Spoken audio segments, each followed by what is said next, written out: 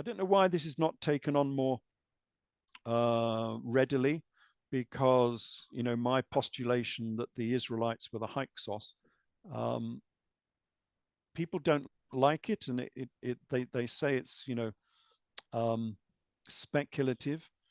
But Josephus Flavius says that the Israelites were the Hyksos.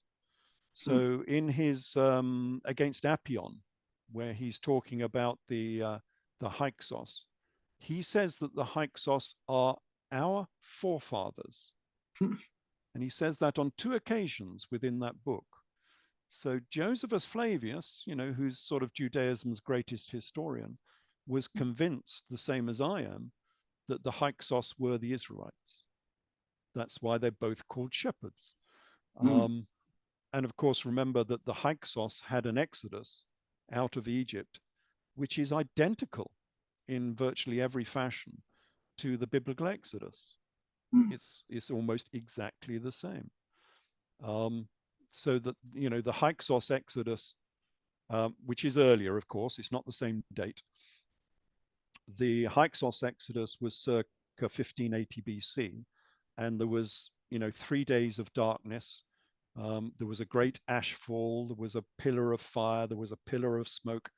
There was a great tsunami when the waters were parted.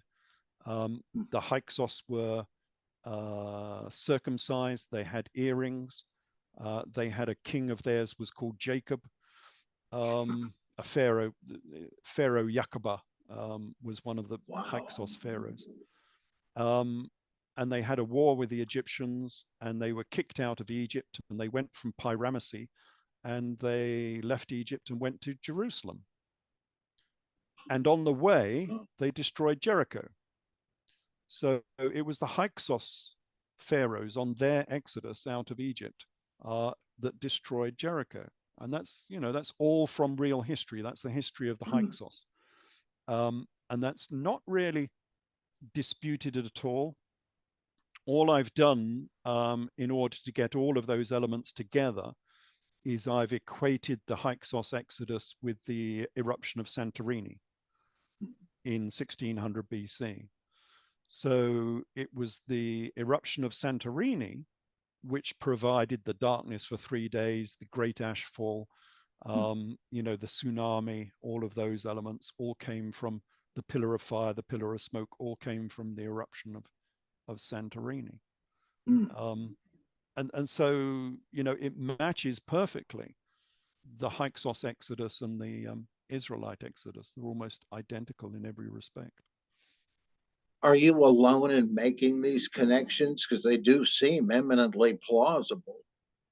Yeah, pretty much. I mean, this has been known about for decades and centuries. But of course, in order to make the connection fully, you have to place the Exodus story 350 years further back in the past. So it actually happened in 1580 BC, not in 1250 BC, which is the standard idea with Ramesses II. But the only connection really with Ramesses is the fact they went from Pi Ramesses, which was the city of Ramesses up in the Nile Delta.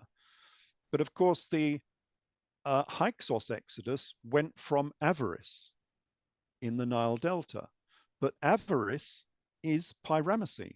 It's the same city. It just had a different name in those days. Obviously, it wasn't called Pi Ramesses until Ramesses II came along. So it's the same story, but just 350 odd years earlier.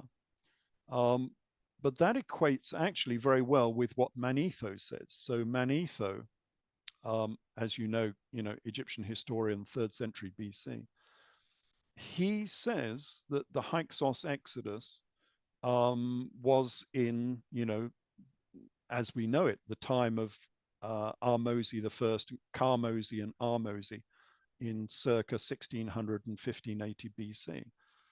And he is detailing the Hyksos Exodus at that time, the Great Exodus. And that's the one that Josephus Flavius says um, that these were our forefathers. He says of these people, they were our forefathers.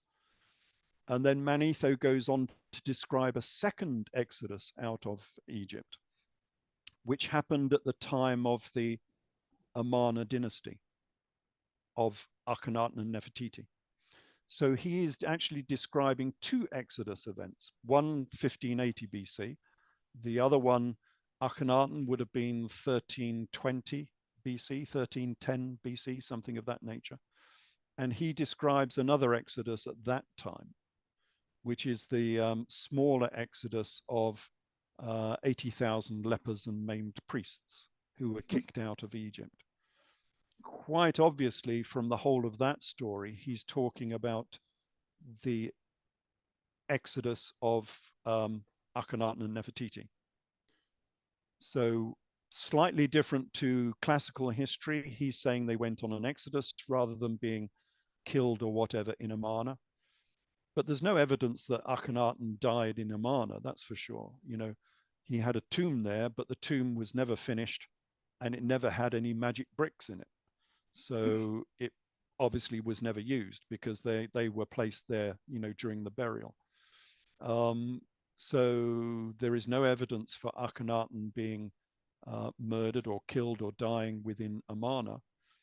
And it's quite likely that Manetho is correct. And he went on an exodus. He was pushed out of Egypt on a second exodus. And so those are the two exodus events from real history. And I think all the biblical story has done is it's amalgamated those two exodus events.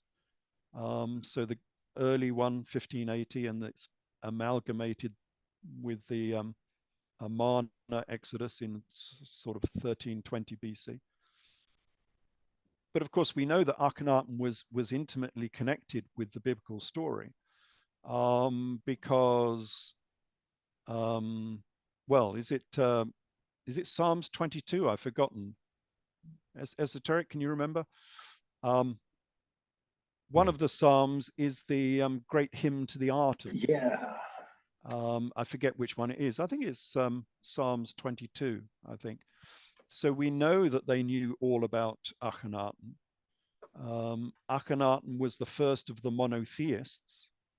So this is where monotheism came Psalms from. 104. Yeah, 104. Yeah. 104, that's the one. Yeah, 104. So yeah, Psalm 104 is the great hymn to the Arton. So they must have known all about Akhenaten. And some of his history has come down within the biblical story. In fact, and then the name for the Israelite god was Aten, or the Arden, Adonai. Now, the Adonai must have come from the Aten, the god name for Akhenaten was either the Aton or the Ardon. It could be spelled both ways. And so Adonai has to be the god of Akhenaten. And so we've got direct links there with Akhenaten and the monotheism of Akhenaten in the biblical story. So I think they are one and the same, and that's where the story came from. Well, in Matthew, the Matthew and Luke, at one point Jesus says, the Father, Lord of heaven and earth, it has pleased you to hide these things from the wise and to reveal them unto babes, for such was thy gracious will. No one knows the Father except the Son, and any to whom the Son deigns to reveal him. That sounds an awful lot like, O Aten, no man knoweth thee save for thy Son Akhenaten. Is that just fortuitous? I guess it might be, but boy, is that striking. I've not come across that one, so that one's interesting. I'll have to have a look at that one. But this connection between the sun god and the son of God, that sort of works in the it doesn't work in the Hebrew, but it does work in the Greek. So you get the Helios and the Huios as the sun god and the son of God. So you can mix those two and get them muddled up if you wish, if that's convenient for you. Wow. Yeah. I'm learning stuff today.